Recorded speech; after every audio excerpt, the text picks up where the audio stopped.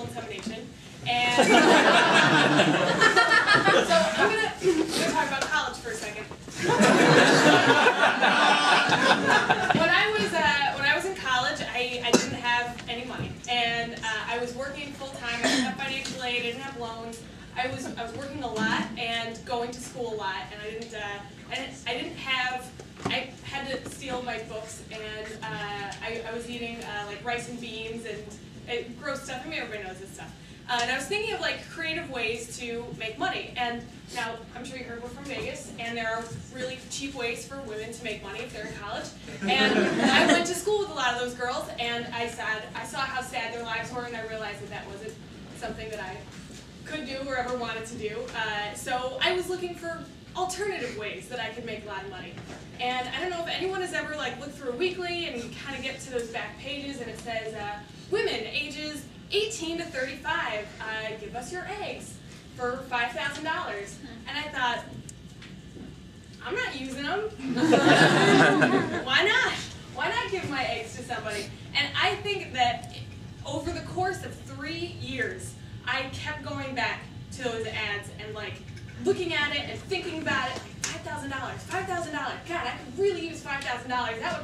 That would end all my problems. I would never have to work again if I had $5,000. So I finally got the courage to call up one of those places, and I called up and they went, asked me all these questions. Do you smoke? Do you drink? Do you do drugs? No, no, no. At the time, no, no, no. And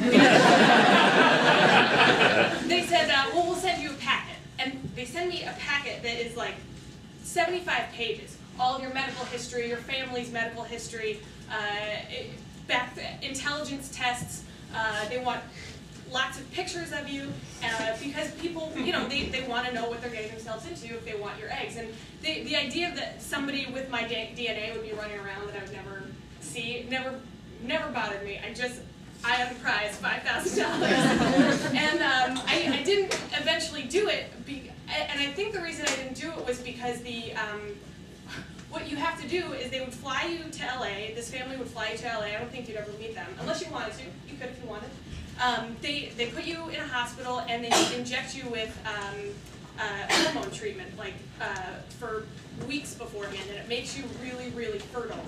And they say you're not supposed to take your birth control, you're not supposed to engage in any sexual activity, because if you do, you could end up with like being pregnant with 6 babies. And I think maybe that was the risk I wasn't willing to take, that like I couldn't trust myself to go through this whole thing, to go and like get shots full of medicine and like gain 30 pounds or whatever, and then not have sex for 6 weeks. $5,000!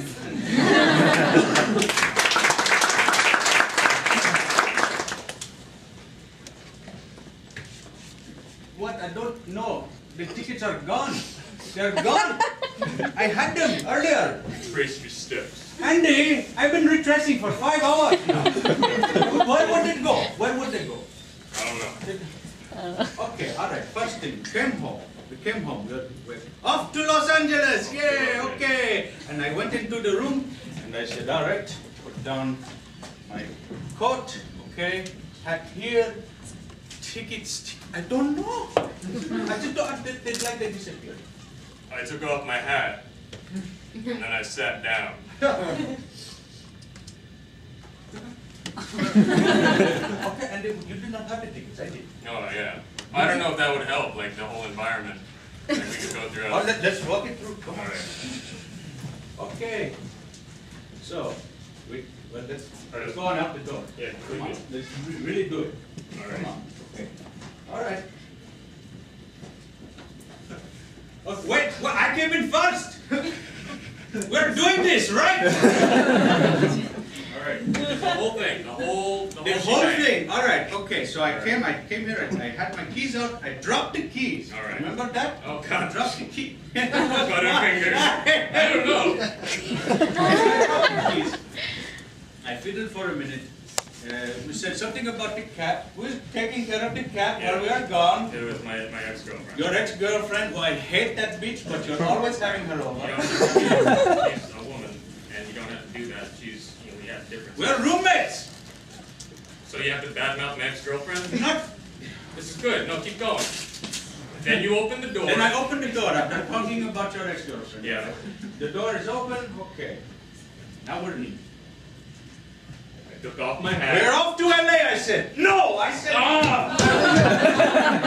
Okay, okay. She was going through a Wait, bad... no, that is not what we're talking about. What happened? The girlfriend conversation happened outside of the door. All right, no, let's go. Let's go there. All right, okay. All right, let's go back to the car. You were in the front seat. Radio, always messing with the radio. Driving, idiot. All right, okay. Oh, you know who this song reminds me of? Let me guess, your damn ex-girlfriend?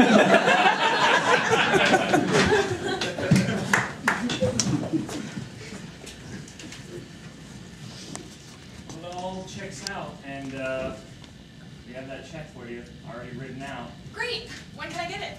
As soon as you're done. When am I done? Depends on me.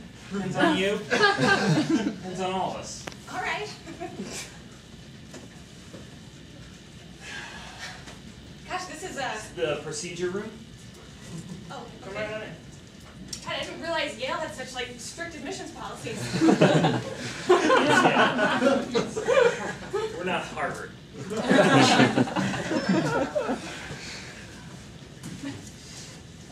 So you're a medieval studies professor? Sure. Sumerians and... Sure. You know, this quilt reminds me of my grandmother. She used to crochet like this. Yeah. It kind of smells too. Those mothballs and stuff. You all say the same thing. It's so weird. No. So this is just, don't be intimidated. I mean... Oh, it takes a lot to intimidate me. What we're basically doing here is you need financial aid. Right. That check's right there. So I have to sleep with you to get the financial aid. I didn't say it, you did.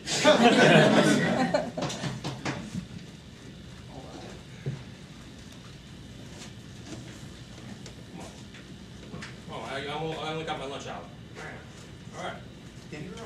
Oh, it's good. I applied to like 6 colleges before this. I know the drill.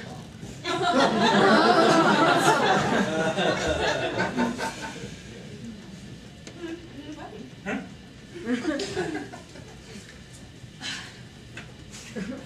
I hope you don't mind. I grew up overseas.